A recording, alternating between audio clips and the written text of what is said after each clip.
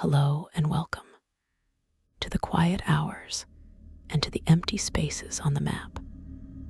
The places where people, ships, entire planes simply stepped off the edge of the known world.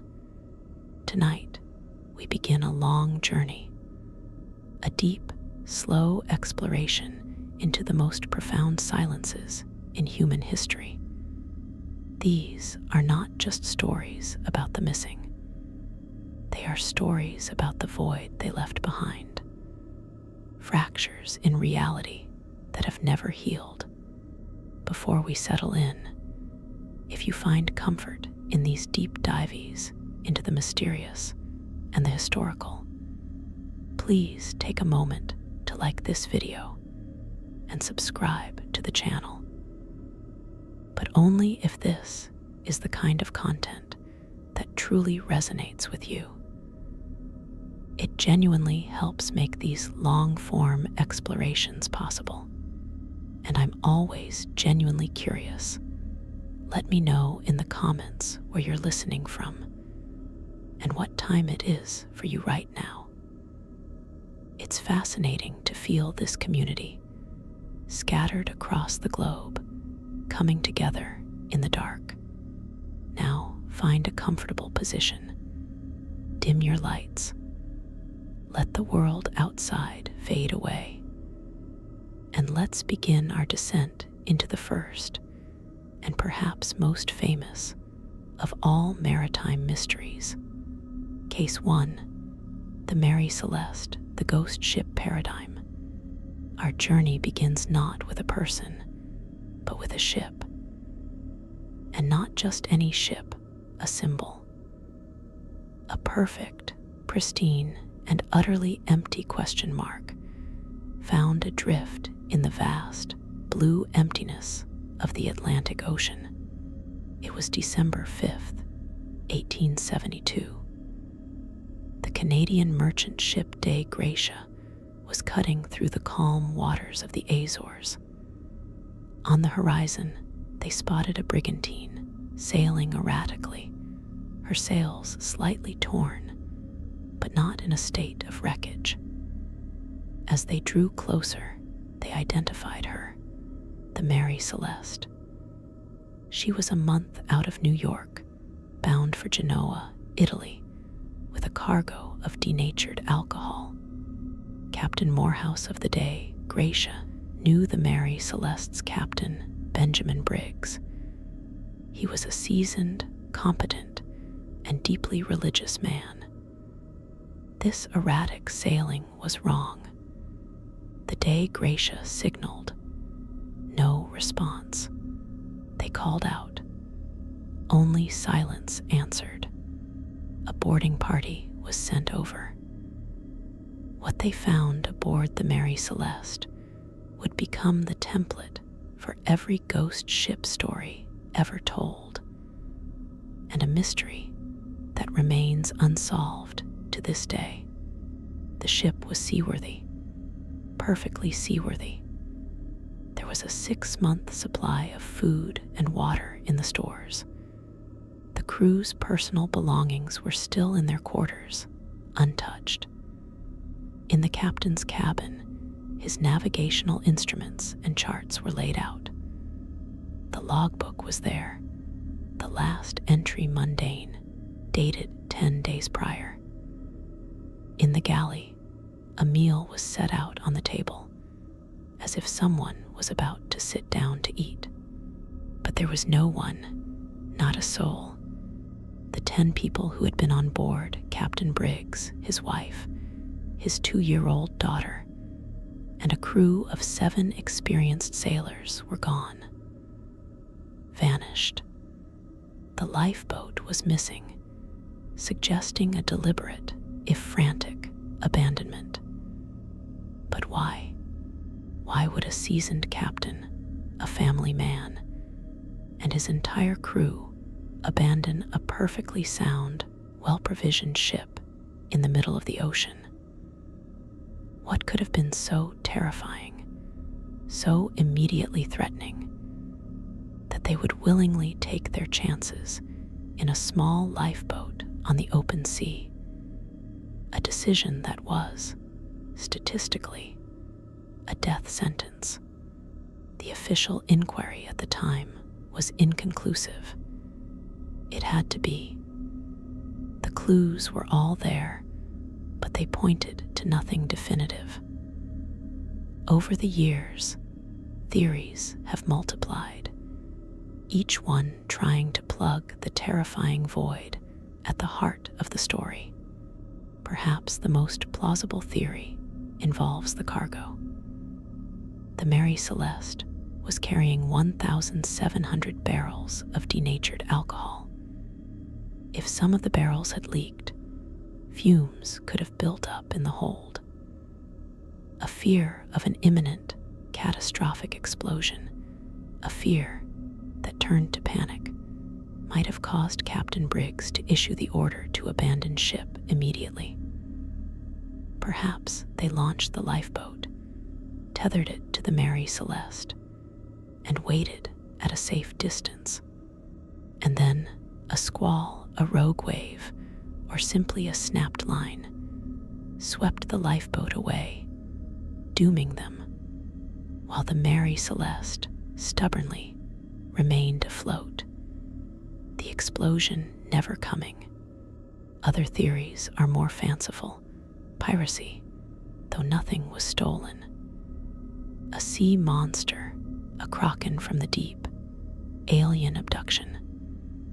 But the truth is likely more mundane, and in its mundanity, more horrifying. It was likely a cascade of small events, a perfect storm of misjudgment and fear. A single, collective, fatal mistake. The Mary Celeste was eventually sailed to Gibraltar, and later had a long, unlucky career under other owners before being deliberately wrecked for insurance money. But her name and the image of that empty, waiting ship, sailing herself through a calm sea, is immortal.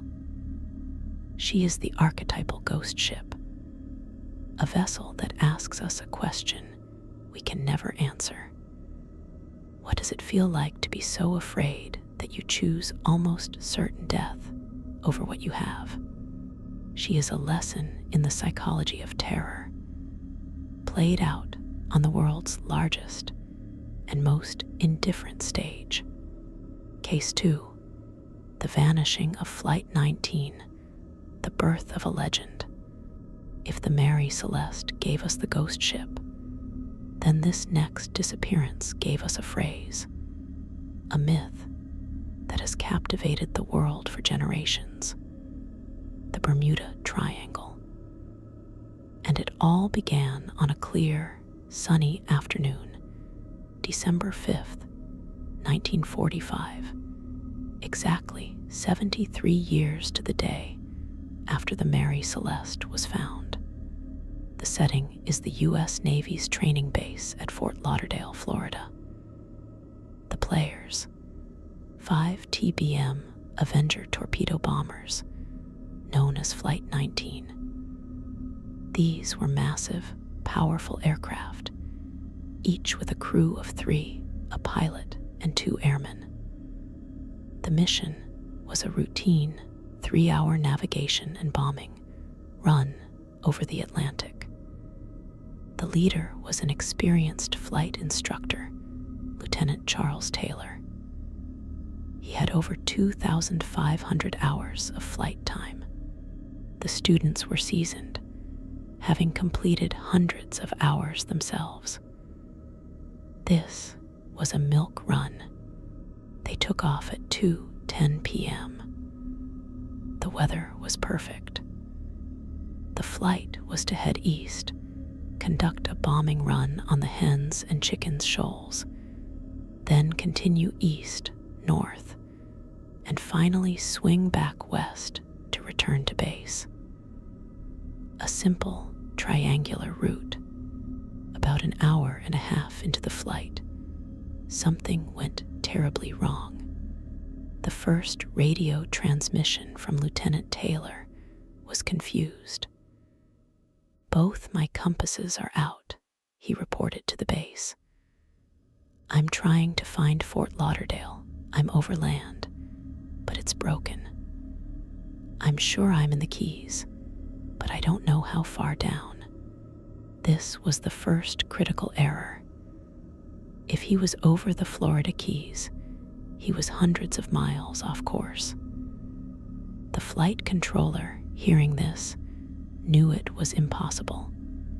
He tried to guide Taylor, but Taylor was adamant. His compasses had failed. He couldn't trust his instruments. He was lost. What followed was a series of increasingly frantic radio transmissions. A slow-motion audio drama of a group of men realizing they are hopelessly disoriented. The other pilots in the flight can be heard, their voices tight with confusion. They argue about which way is west. The sun is setting. At one point, Taylor is heard to say, "We cannot be sure of any direction. Everything is wrong. Even the ocean doesn't look as it should." That single sentence has fueled decades of speculation. What does that mean? What did they see or not see? The last clear transmission from Flight 19 was at 6:20 p.m. "All planes close up tight. We'll have to ditch unless landfall. When the first plane drops below 10 gallons, we all go down together." Then silence. The U.S. Navy immediately launched a massive search and rescue operation. One of the rescue aircraft, a PBM Mariner flying boat, a plane nicknamed the Flying Gas Tank for its volatile fuel, took off with a crew of 13. 23 minutes after its last radio check, it vanished completely. A ship in the area reported seeing a burst of flame and an oil slick on the water. The Mariner and its 13 crewmen were also gone. The official Navy investigation was massive. It concluded that Lieutenant Taylor had mistakenly believed he was over the Florida Keys when he was actually far out over the Atlantic. This initial disorientation, combined with the failure of his compasses, likely due to pilot error or equipment malfunction, led him to lead his flight further out to sea. They simply flew until they ran out of fuel, but the report also contained a strange, almost poetic admission. The Board of Inquiry arrived at the opinion that the flight leader was not at fault, as he was the victim of a strange and puzzling phenomenon. That strange and puzzling phenomenon was left undefined. It was a bureaucratic shrug. It was the birth of the Bermuda Triangle legend. The complete disappearance of 5 large aircraft and a rescue plane, with 27 men without a single piece of conclusive wreckage, was too much for the rational mind to accept. It demanded a myth. It demanded a place on the map where the normal rules of physics and navigation no longer applied. Flight 19 didn't just vanish. It created a monster, a geographic phantom that haunts our imagination to this day. They are forever flying, lost in that strange and puzzling twilight, their fuel gauges ticking down toward zero. Case 3, the lost colony of Roanoke, the vanishing seed of America. We now travel further back to the very dawn of English America, to a mystery that is not just about people, but about the dream of a new world itself. This is the story of the Lost Colony, a foundational American ghost story. The year is 1587. Queen Elizabeth I is on the throne, and England is desperate to catch up with the Spanish Empire in the race for the New World. A group of 115 settlers, men, women, and children, led by the artist and Governor John White, land on Roanoke Island, off the coast of what is now North Carolina. Among them is White's own daughter, Eleanor, and her husband, Ananias Dare. Just days after their arrival, Eleanor gives birth to a baby girl. She is named Virginia Dare, the first English child born in the Americas. The colony, however, is precarious. They have arrived too late in the season to plant crops. Relations with the local CROATOAN tribe are tense. Governor White, realizing the dire need for supplies, is persuaded to sail back to England, leaving his family and the colonists behind. It is meant to be a quick trip. He promises to return within a year. Fate and the Spanish Armada intervene. England goes to war with Spain, and every seaworthy ship is commandeered for the defense of the realm. White is trapped. For 3 agonizing years, he tries to get back to Roanoke. He finally lands on August 18th, 1590, his granddaughter's 3rd birthday. As his boat approaches the shore, he sees no signs of life. No smoke from cook fires. No one on the beach to greet them. The settlement is deserted. The houses have been carefully dismantled, not destroyed, but taken down in an orderly fashion. There are no signs of a struggle. No graves. It is a ghost town. The only clues are 2 cryptic carvings. On a post of the fort, the word CROATOAN is carved in capital letters. On a tree, the letters CRO. This was a prearranged signal. The colonists had agreed that if they had to relocate, they would carve the name of their destination. And if they were in distress, they were to carve a Maltese cross above it. There was no cross. CROATOAN was the name of a nearby island, modern-day Hatteras Island, and the tribe of Native Americans who lived there, who were known to be friendly. A storm was brewing. White's men refused to sail to CROATOAN to investigate. They had to return to their ship and flee the worsening weather. John White never saw his family again. He died years later, never knowing their fate. So what happened to the 115 colonists? The leading historical theory is integration.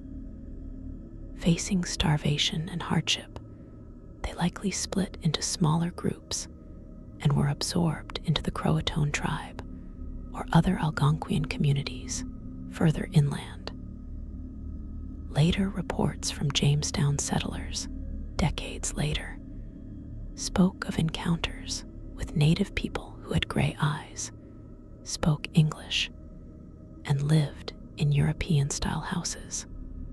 But no definitive archaeological evidence has ever been found to confirm this. Other theories are darker.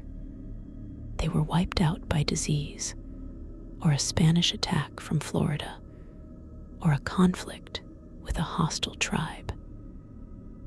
But the lack of bodies or evidence of violence points away from a massacre. The mystery of the lost colony is the mystery of a severed root. It is the what if at the very beginning of American history. These were not just settlers, they were a seed. And that seed was planted, and then it simply dissolved into the soil, leaving behind a single haunting word, CROATOAN, a name that is both a clue and a taunt. They didn't just disappear, they were absorbed by the immense, unknown continent, becoming one with the very land they had come to conquer. Case 4.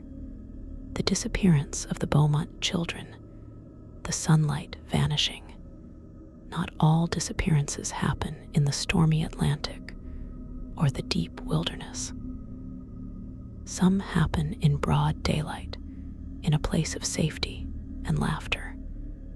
And that is what makes them uniquely terrifying.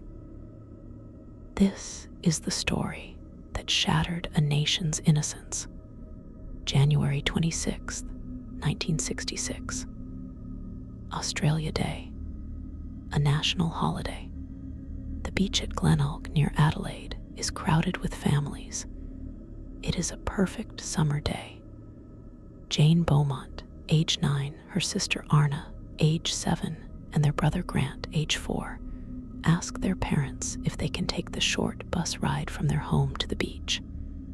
It's a trip they've made before.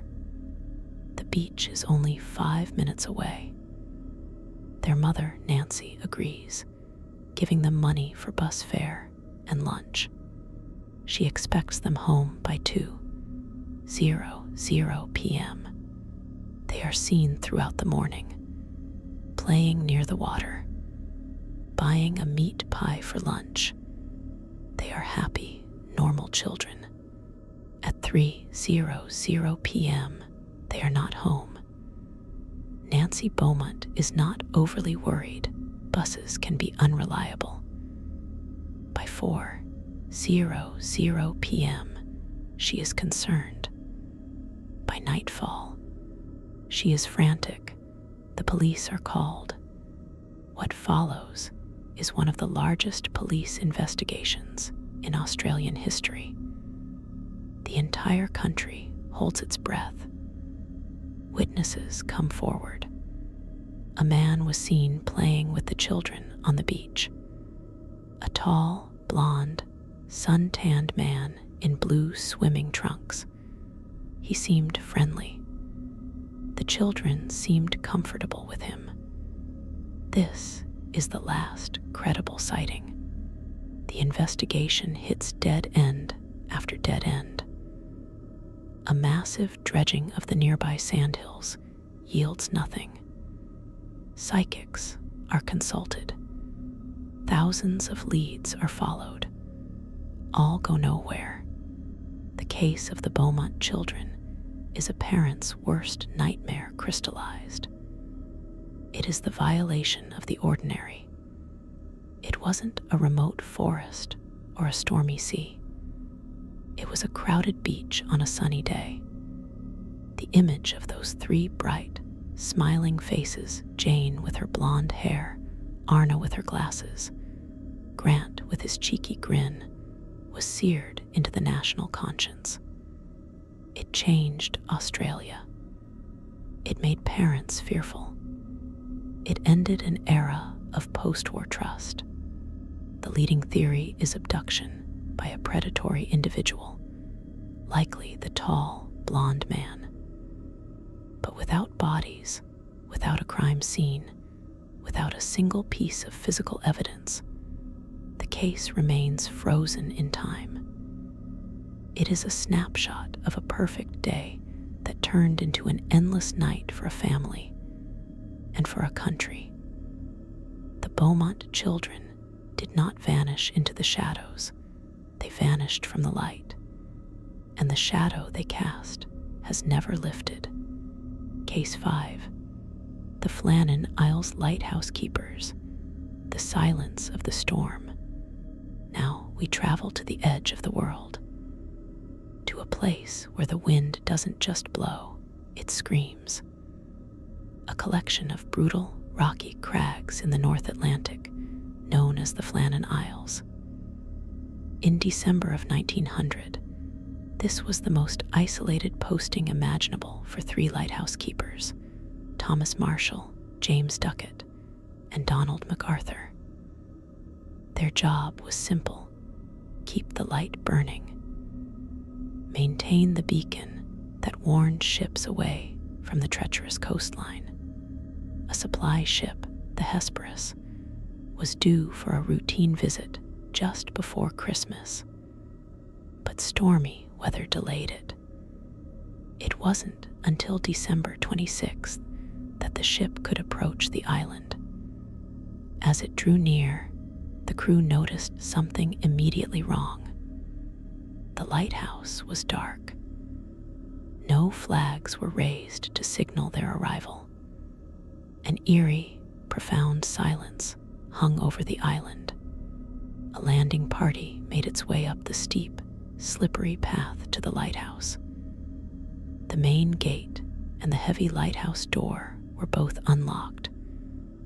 Inside, they found a scene of suspended animation, a snapshot of life interrupted. The clock on the wall had stopped. The fire in the grate was long dead and cold. In the kitchen, a chair was lying overturned on the floor. The keeper's logbook was there, with entries up to December 15th. The final entries, written by Thomas Marshall, described storms of biblical fury, winds that screamed like a gale, storms that the keepers themselves were praying would abate. But here was the first chilling discrepancy. Meteorological records from the nearby island of Lewis showed calm, clear weather for that period. The official investigation concluded that the keepers had been swept away by a massive freak wave. The theory goes that one keeper, perhaps Marshall, was outside on the western platform, a spot 100 feet above sea level, but vulnerable to once-in-a-century waves, and was taken by the sea. The second, seeing this, rushed to help and was also swallowed. The third, in a desperate, doomed rescue attempt, met the same fate. But this theory is fragile, full of holes. All three men were seasoned mariners. They understood the raw, murderous power of the ocean. They were unlikely to all put themselves in such mortal danger simultaneously. Furthermore, 2 sets of oilskins, the heavy, waterproof gear essential for going outside in a storm, were found hanging inside the lighthouse, suggesting not all of them were prepared to face the elements. The overturned chair suggests a sudden, startled reaction. But to what? The mystery of the Flannan Isles has spawned darker theories. A fight that led to murder and a cover-up suicide. A shared, sudden madness brought on by isolation, a folie à trois. Or something more supernatural, whispered in the pubs of the Scottish Isles, that the men were taken not by the sea, but by something that dwells within it. The truth is, the silence was the only witness. The lighthouse still stands, not just as a beacon of warning, but as a monument to a question that has echoed across the waves for over a century. What kind of fear, what kind of impulse makes 3 experienced men walk voluntarily into the mouth of a raging storm? Case 6, the disappearance of Frederick Valentich, the sky above. We now journey from the cold sea to the warm seas above the Bass Strait, south of Australia. The date is October 21st, 1978. A young, ambitious pilot named Frederick Valentich, aged 20, is on a training flight in a single-engine Cessna 182. The night is clear, the visibility perfect.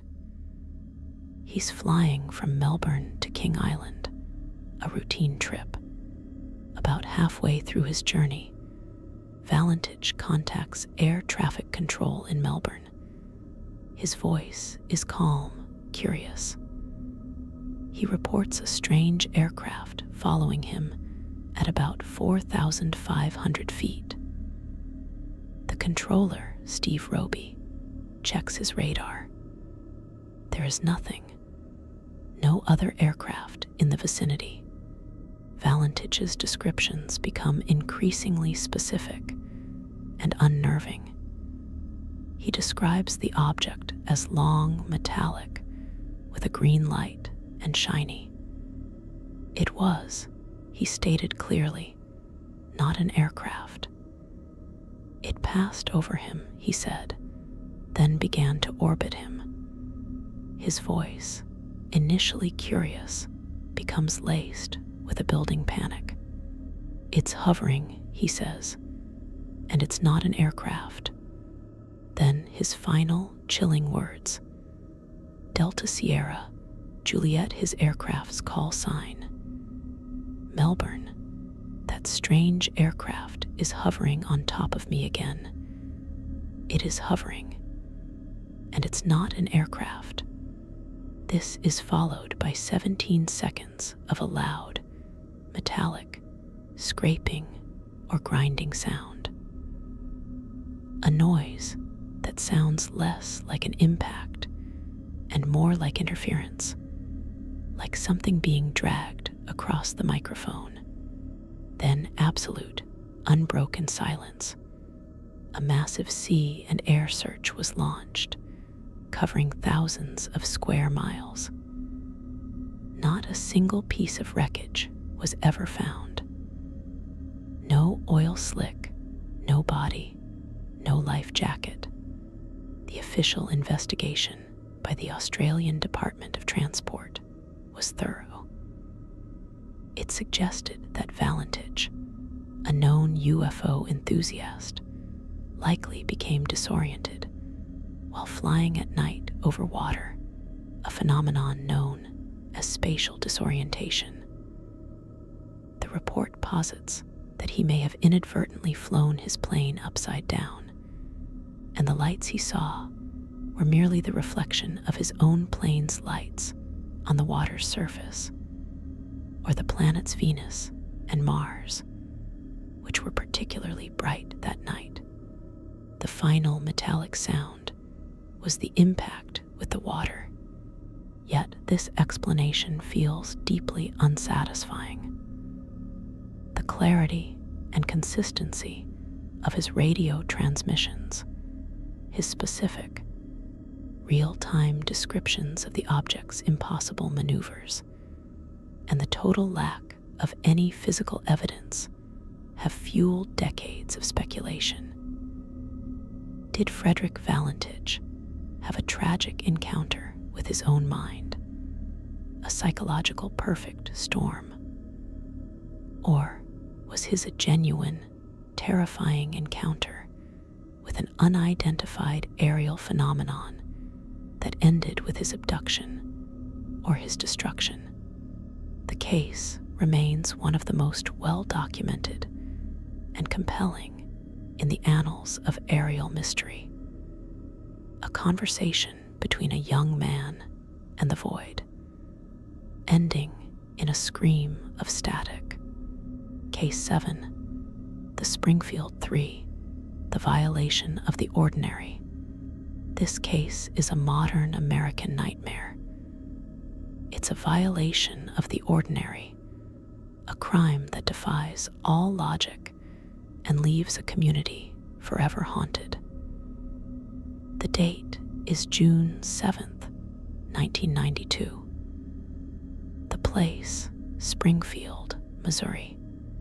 3 women vanish from a home on East Delmer Street. They are Cheryl Levitt, her 19-year-old daughter Susan Streeter, and Susan's friend, Stacy McCall, who had just graduated from high school the night before.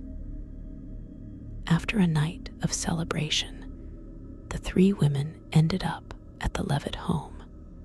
The following morning, friends arrived to find the house silent. The door was unlocked. Inside, everything was in a state of peaceful disarray, exactly as one would expect after a late night. Purses were lined up on the living room floor. Car keys were present. Cigarettes and money were left behind. There was, however, one anomaly. A broken glass porch light globe was lying on the porch, as if it had been unscrewed or knocked loose. There were no signs of a struggle. No forced entry. No blood. It was as if the three women had simply dematerialized into the humid morning air. The investigation was massive and immediate, but it led to a series of frustrating dead ends. A potential witness reported seeing a van parked near the house late that night. There were reports of mysterious, heavy-breather phone calls to friends afterward. Yet, no credible suspects were ever firmly identified. No arrests ever made. The sheer improbability of the crime is what makes it so baffling. How does one, let alone three people including two adults, get abducted from a residential neighborhood, from inside a home, without a single neighbor hearing a scream, a struggle, or a car door slamming? The case defies all standard criminal profiles. The broken porch light suggests a possible ploy to lure someone outside, but to what end? The leading theories range from a targeted attack by someone they knew, perhaps stemming from a conflict at the graduation party, to a random, opportunistic attack by a serial killer. But without a crime scene, without bodies, without a single piece of conclusive forensic evidence, the case remains frozen in time, a wound that will not close. The Springfield Three represent a profound and terrifying mystery, a reminder that safety is fragile, and that darkness can descend upon the most ordinary of lives, in the most ordinary of places, without warning or explanation. Case 8, D.B. Cooper, the skyjacker who vanished into legend. This is the one disappearance that became a legend. A folk hero's tale of audacity and escape. The date, November 24th, 1971. The place, Portland, Oregon. A man who identified himself as Dan Cooper purchased a one-way ticket on Northwest Orient Airlines Flight 305, bound for Seattle. He was quiet, wearing a business suit and a narrow black tie. He wore sunglasses. Once airborne, he handed a note to a flight attendant. It claimed he had a bomb in his briefcase. His demands were simple: $200,000 in cash, nearly $1.5 million today, and 4 parachutes. Upon landing in Seattle, he released the 36 passengers in exchange for the ransom and the parachutes. The plane took off again, with Cooper and the crew aboard, now heading for Mexico City. Somewhere over the rugged, wooded terrain of southwestern Washington, in the midst of a rainstorm, Cooper did the unthinkable. He lowered the rear air stair of the Boeing 727 and jumped into the night, into the storm, and into infamy. Despite one of the largest and most expensive manhunts in FBI history. No trace of him was found for years. The official theory was that he could not have survived the jump. The conditions were terrible. He was jumping into a wilderness in the dead of night, wearing a business suit and loafers. Then, in 1980, a boy digging on a beach along the Columbia River unearthed a rotting package. It contained $5,800 of the ransom money, its serial numbers a perfect match. But of Cooper himself, not a shred of evidence. No parachute, no suit, no body. The FBI officially closed the case in 2016, citing the likelihood that Cooper did not survive. But the legend persists. Was he a master criminal who pulled off the perfect crime and lived to enjoy his riches? Was he a skilled skydiver, a disgruntled military vet who planned every detail and melted back into society? The image of Dan Cooper, a calm, ordinary man who stared down the system, stepped out into the void, and got away with it, is powerfully seductive. He is the ultimate American anti-hero. The case of D.B. Cooper remains the ultimate cold case, a story of a man who vanished from the sky with a fortune and became a ghost, a name whispered in bars and conspiracy theories, forever floating in the stormy darkness between failure and success. Case 9, the SS Marine Sulphur Queen. The triangle claims a giant. This disappearance added a major piece of tangible evidence to the growing legend of the Bermuda Triangle. In February 1963, the SS Marine Sulphur Queen, a massive T2 tanker converted to carry molten sulfur, was sailing from Beaumont, Texas, to Norfolk, Virginia. It was a behemoth, 523 feet long, with a crew of 39 experienced men. The last known radio contact was routine. Then, the ship and its crew vanished completely. A massive air and sea search was launched, covering 348,000 square miles. The only traces ever found were a few life preservers and a single, solitary life jacket. No debris field, no oil slick, no floating cargo. The official U.S. Coast Guard report was extensive, but ultimately inconclusive. It strongly suggested the vessel likely suffered a catastrophic structural failure. The ship's conversion from an oil tanker to a sulfur carrier was a key factor. The continuous, high heat from the molten sulfur made the steel of the hull brittle, a phenomenon known as hot shortness. A crack could have developed, releasing the 15,000-ton load of molten sulfur. Upon contact with water, this would have caused a massive, ship-shattering explosion. The vessel would have sunk so rapidly that no distress call could be sent. This is the most logical and widely accepted explanation. A simple, tragic maritime accident.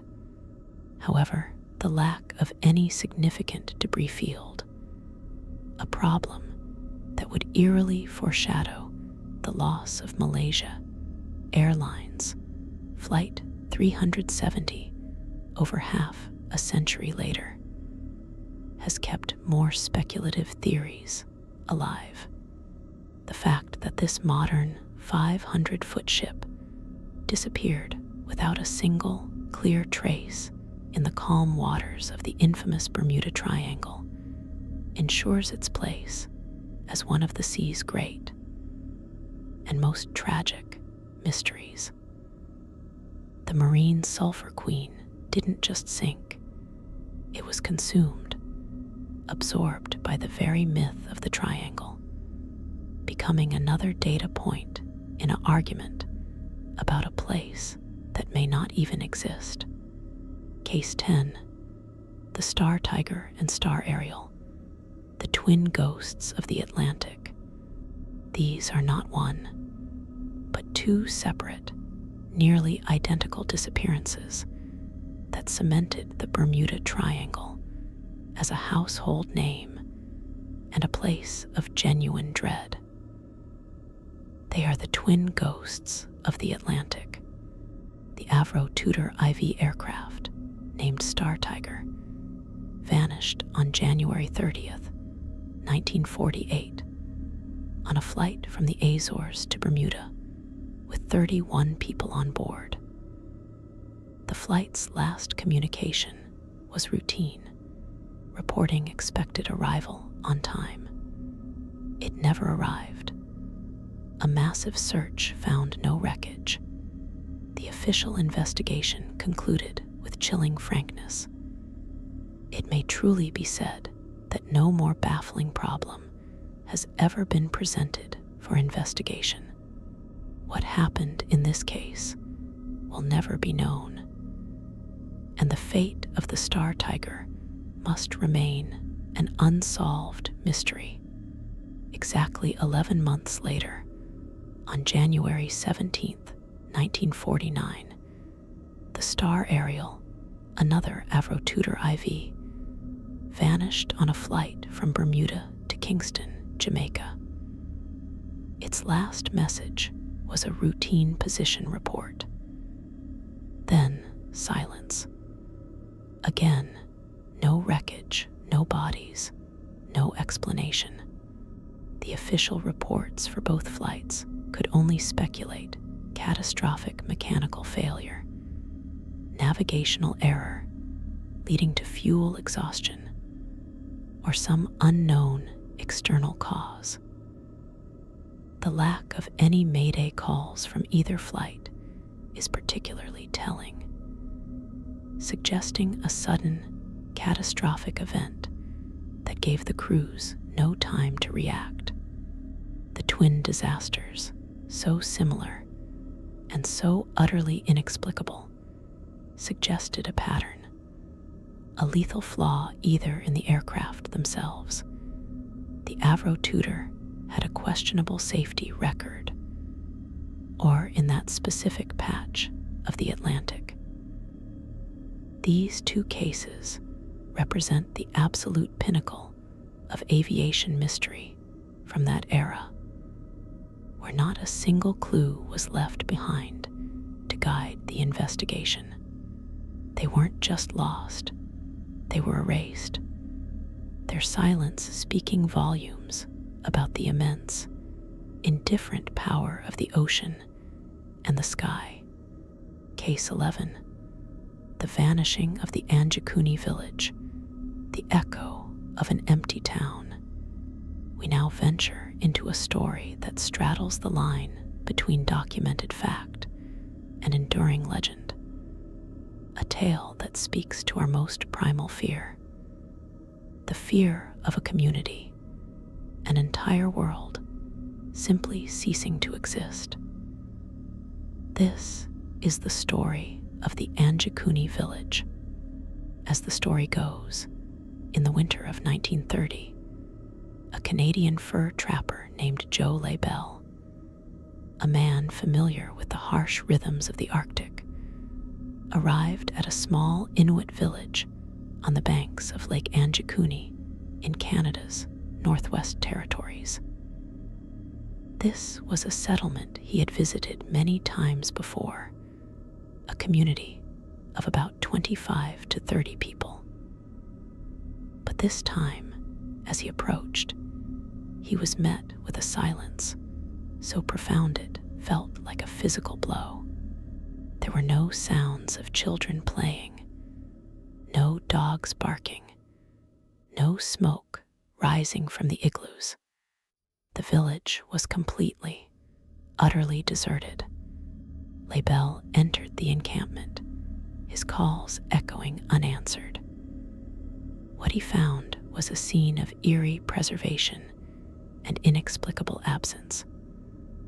In the igloos, sealskin coats and fur-lined boots were left behind, essential for survival in the brutal cold. Rifles, the most vital tool for hunting and protection, leaned against walls. Cooking pots still hung over cold fire pits, with remnants of caribou stew frozen solid inside. It was as if the entire population had been whisked away in the middle of their daily routines. But the details grew stranger, more chilling. Lebel reported that the community's sled dogs were found, all of them tethered to trees. They had starved to death, their bodies frozen and partially eaten by other animals. This was perhaps the most telling clue. No Inuit would ever abandon their dogs, the very lifeline of their existence. Most horrifying of all, Lebel claimed to have found a grave. An ancient burial site had been opened, the stones carefully removed, and the body that had lain inside was gone. The story was popularized by author Frank Edwards in his 1959 book, Stranger Than Science, and it was said to have been investigated by the Royal Canadian Mounted Police, who reportedly found the village deserted, but attributed it to the nomadic habits of the Inuit. However, skeptics have largely debunked the tale. No village of that name appears on official maps or in RCMP records from the era. The details align more with an urban legend, a conflation of several different incidents and campfire stories. Yet the legend persists with terrifying power. Whether it is a complete fabrication, a gross exaggeration, or a kernel of a stranger truth, the story of the Anjikuni village serves as the ultimate expression of our fear of collective vanishing. It's not just the disappearance of individuals, but the erasure of a society. It suggests a force so overwhelming, so incomprehensible, that it can silence the laughter of children, still the hands of cooks, and empty an entire corner of the world, leaving behind only the ghost of a community and a mystery that the frozen North has kept for nearly a century.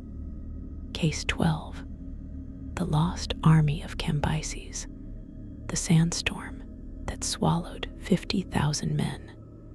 We travel now from the frozen Arctic to the blistering, unforgiving sands of the Egyptian Sahara. This is a disappearance lost to antiquity, a story relayed by the Greek historian Herodotus, and one that has tantalized archaeologists for centuries. It is the story of the lost army of Cambyses. In 525 BC, the powerful Persian emperor Cambyses II, son of Cyrus the Great, was the master of a vast empire. He had just conquered Egypt, but to the west, in the Siwa oasis, lay the temple of Amun and its oracle, which held immense religious and political influence. Cambyses sent an army. Herodotus tells us it was 50,000 strong from the city of Thebes to march across the desert, subdue the oasis, and destroy the temple. This was not a small raiding party. This was a massive, organized military force. Infantry, cavalry, supply trains, and all the support personnel needed to sustain such a host.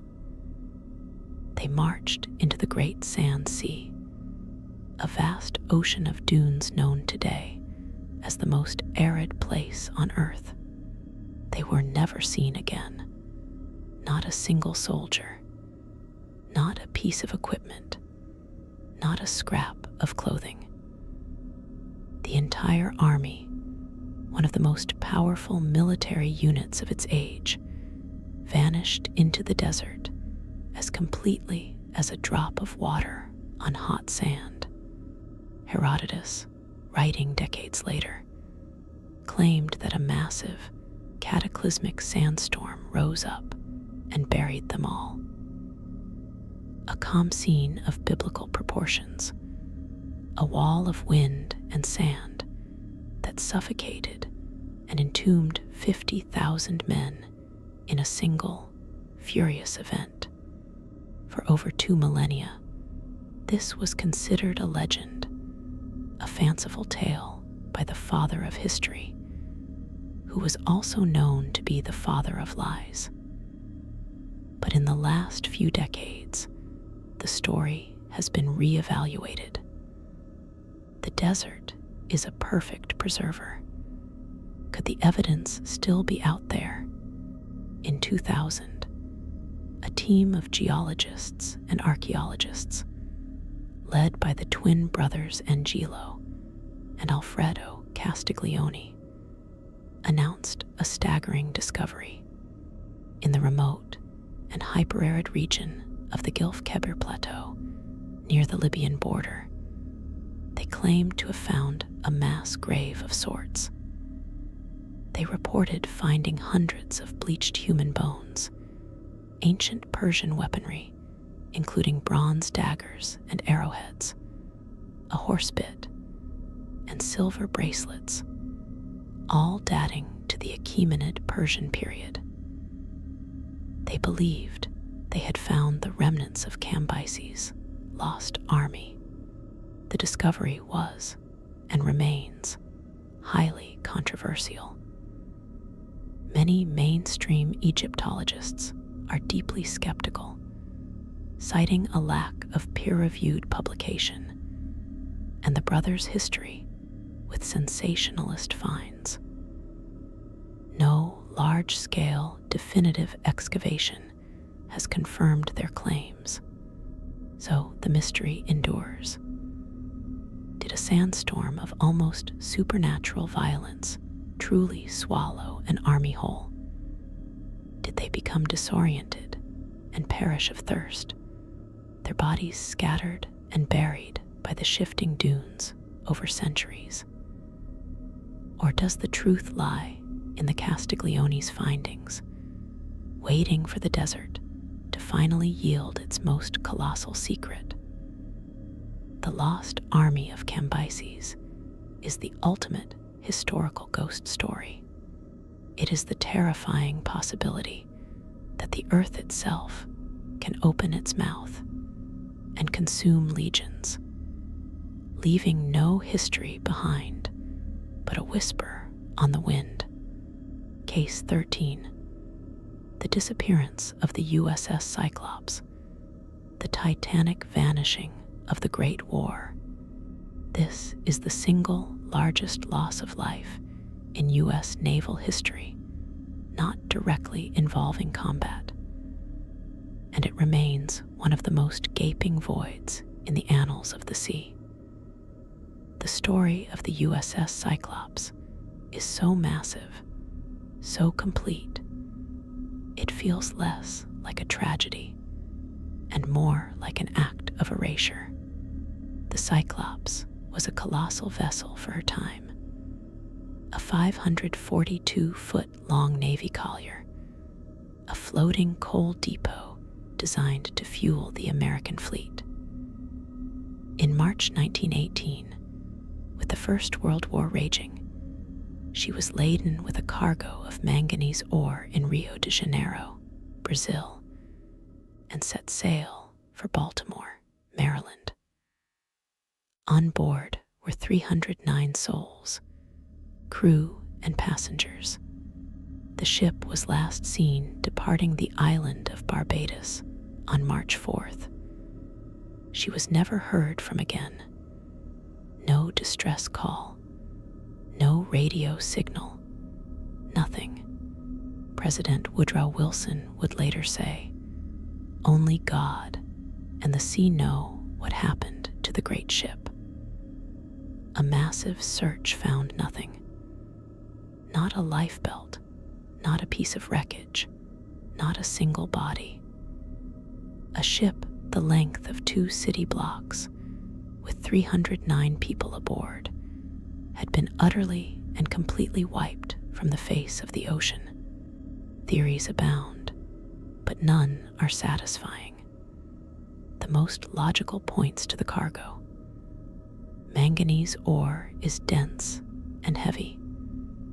If it shifted suddenly in a storm, it could have caused the ship to capsize and sink with terrifying speed, giving no one time to radio for help.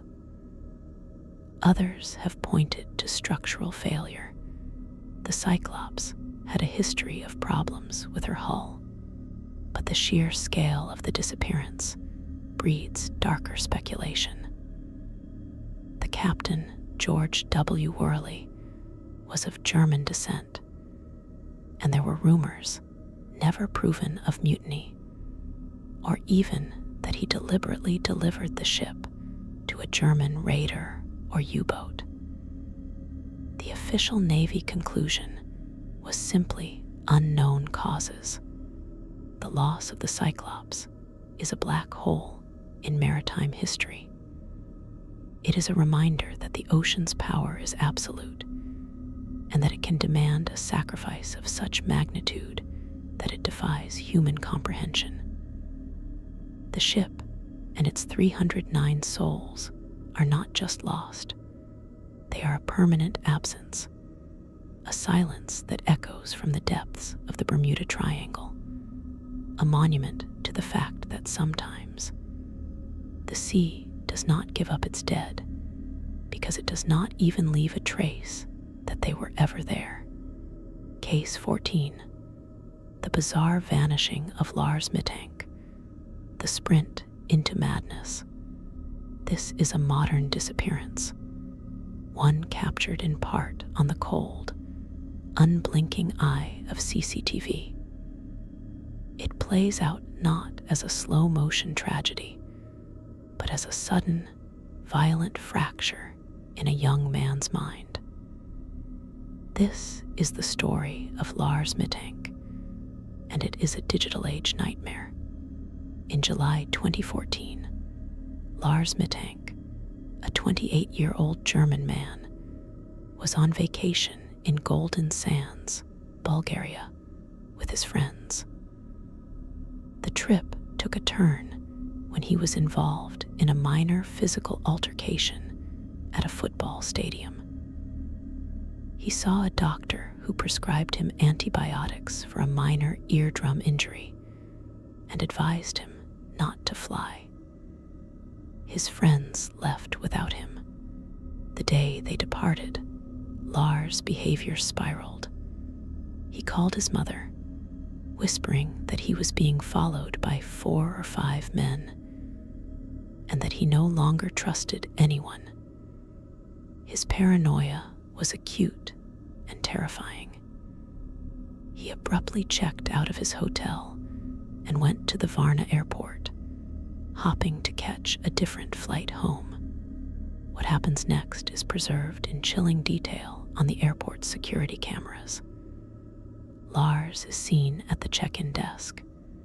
He appears agitated, constantly looking over his shoulder, his movements jerky and fearful. He is a man consumed by a terror that only he can see. Suddenly, without warning, he grabs his backpack and bolts. He sprints out of the terminal, a across a busy multi-lane road, vaults a high fence, and disappears into the dense, sprawling forest adjacent to the airport. He was never seen again. Extensive searches of the forest and surrounding area found nothing. No body, no clothing, no trace. His passport, phone, and belongings were left in his backpack at the airport. The most plausible theory is that the antibiotics, specifically cefuroxime axetil, caused a rare but severe psychotic reaction, a known side effect. This, combined with the stress of his injury and being alone in a foreign country, could have triggered an acute paranoid breakdown. However, his family disputes this, and the sheer, visceral terror evident in his flight raises other, more unsettling questions. Was his paranoia a symptom of psychosis? Or was it a rational response to a genuine, unseen threat?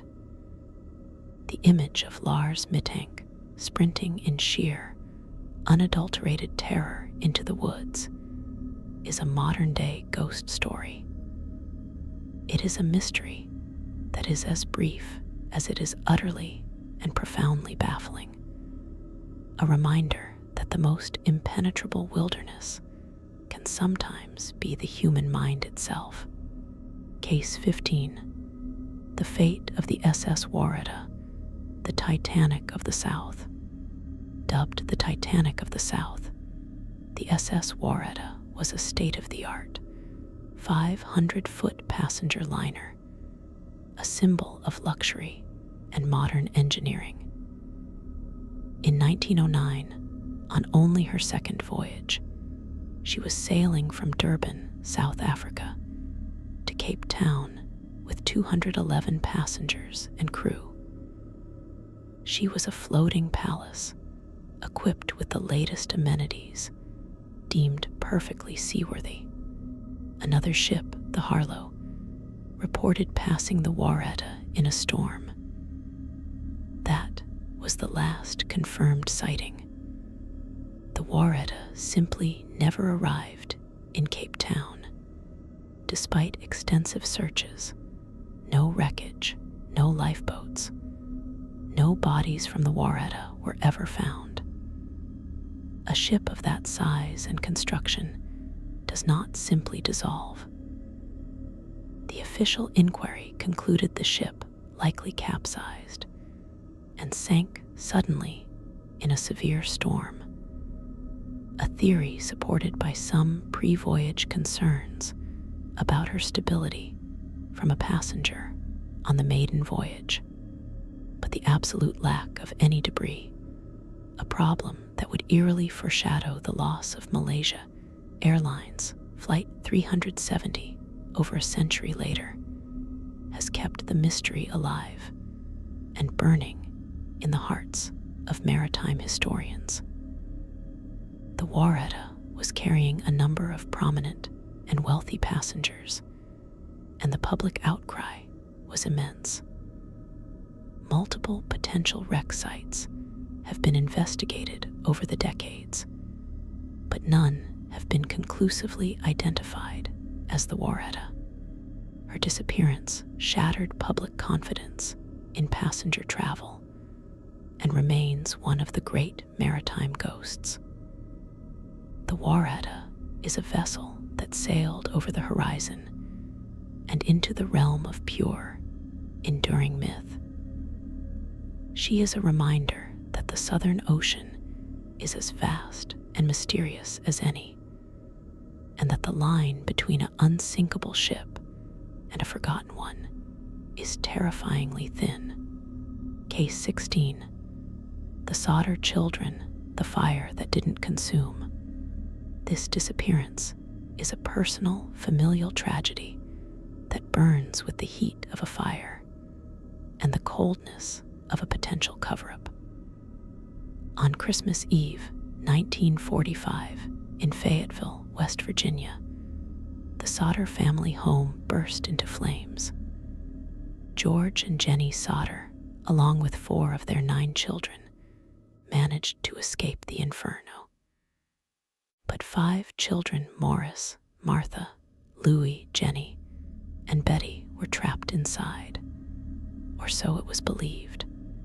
The fire was intense, but the next day, the rubble yielded a horrifying anomaly. No bones, no dental remains, nothing that could be identified as the children. The fire chief insisted the coal-fired hot water heater in the basement had generated enough heat to cremate the bodies completely, a notion that forensic experts have since called virtually impossible. The Sodder family, however, refused to believe their children were dead. They uncovered a cascade of bizarre details in the days and weeks that followed. A strange man had called the house earlier asking for someone who didn't live there. The telephone line was cut. A ladder that was always propped against the house was mysteriously moved, preventing a rescue. Witnesses came forward claiming to have seen the children in a car that night. George Sodder spent the rest of his life and fortune investigating, even turning the property into a memorial and offering a reward for information. He received a photograph in the mail years later, purportedly of an adult Louis Sodder, but it could never be verified. The case is a haunting cocktail of a tragic accident and a potential kidnapping, possibly motivated by George's outspoken criticism of Mussolini and the local Italian community. It leaves a permanent scar of doubt and a question that can never be laid to rest. Did the children burn, or were they stolen from the flames? The Sodder children represent a different kind of vanishing, one that happens not in the wild, but in the heart of a family, leaving behind a legacy of grief, suspicion, and an ache for answers that fire could not destroy. Case 17.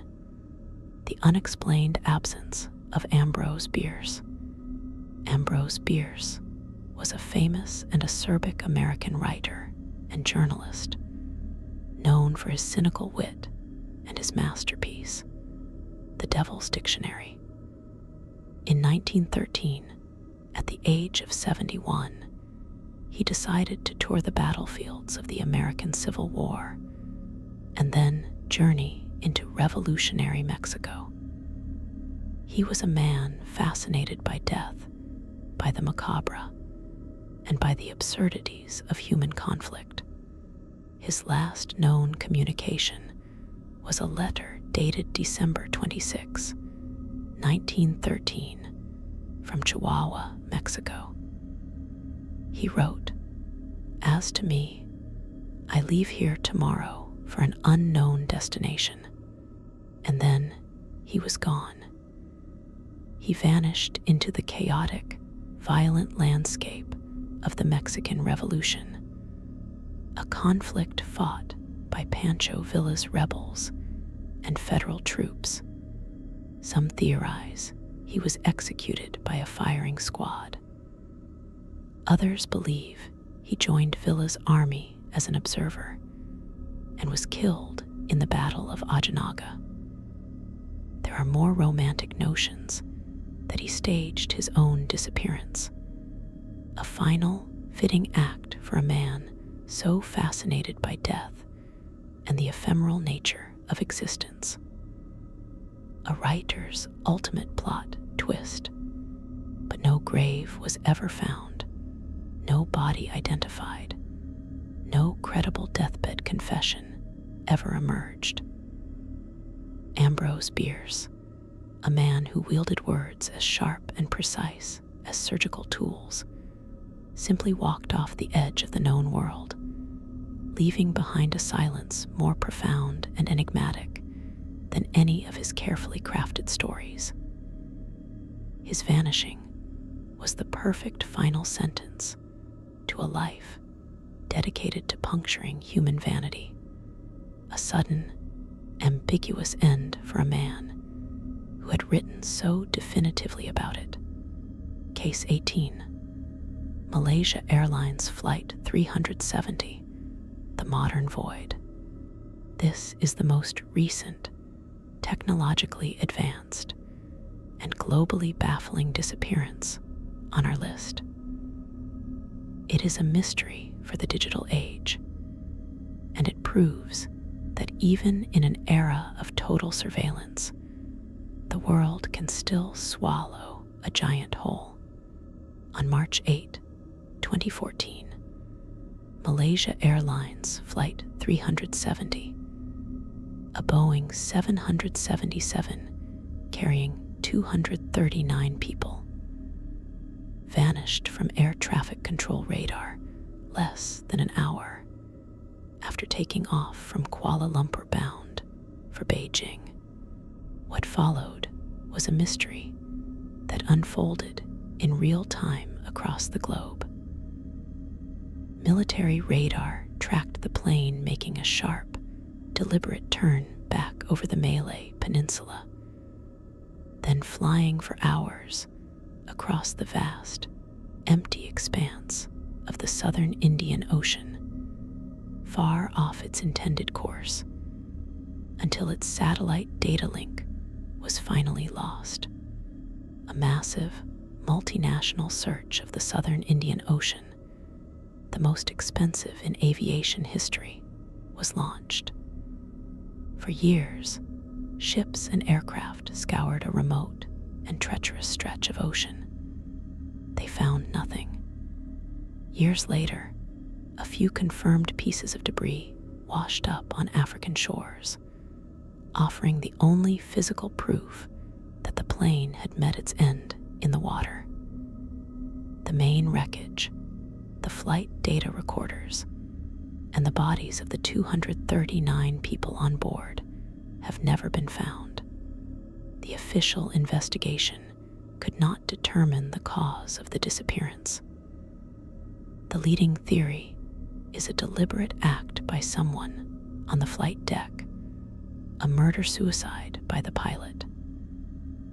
Other theories include a catastrophic but slow-moving failure, like a fire, that incapacitated the crew, after which the plane flew on autopilot until fuel exhaustion. But the complete lack of a debris field, despite years of searching with the world's most advanced technology, is what makes MH370 so profoundly disturbing and humbling. In our world of smartphones and satellite imaging, a 250-ton aircraft filled with people can still simply disappear. It is a stark reminder that the oceans are deep, the world is vast, and some silences, even now, remain unbroken. MH370 is not a ghost story from the past. It is a chillingly contemporary void. Case 19. The Bennington Triangle, the patch of cursed earth. Vermont's long trail in the Green Mountains is a place of serene beauty. But for a period in the mid-20th century, it was the epicenter of a bizarre and terrifying cluster of vanishings that earned it the name the Bennington Triangle. Between 1945 and 1950, at least 5 people disappeared in this area under strange and often inexplicable circumstances. It began in 1945 with Mitty Rivers, a 74-year-old experienced hunter and guide who vanished without a trace while leading a hunting party. Then, 1946 came the most famous case. Paula Jean Weldon, an 18-year-old Bennington College student, vanished while hiking the Long Trail. She was seen by several witnesses, then simply vanished into thin air. A massive search found nothing. In 1949, a man named James Tedford vanished from a moving bus full of people.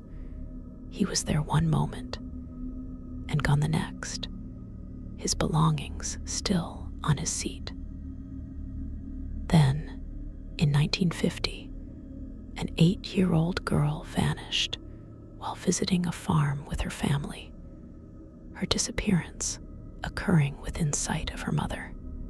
The sheer concentration of unrelated disappearances in a relatively small area, some under seemingly impossible conditions, suggests something far beyond mere coincidence or animal attacks. Was there a highly efficient and elusive serial killer operating with impunity in the post-war years?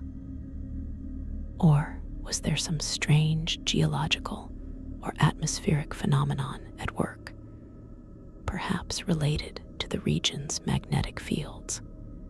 The Bennington Triangle remains a dark and unsettling blot on the map, a place where the normal rules of reality seemed to temporarily break down, swallowing people without a sound, and leaving behind a legacy of localized dread. Case 20, the lost colony of the Greenland Norse, the end of a civilization. Our final case is the most vast in scale. It is not the disappearance of a ship or a plane, but of an entire civilization. For nearly 500 years, the Norse Vikings thrived in Greenland. They established two main settlements, the eastern and western, with a population that may have peaked at around 5,000 people. They built stone churches, raised livestock, traded ivory from walrus tusks with Europe, and carved out a life in a harsh but manageable environment. Then, in the late 15th century, they vanished.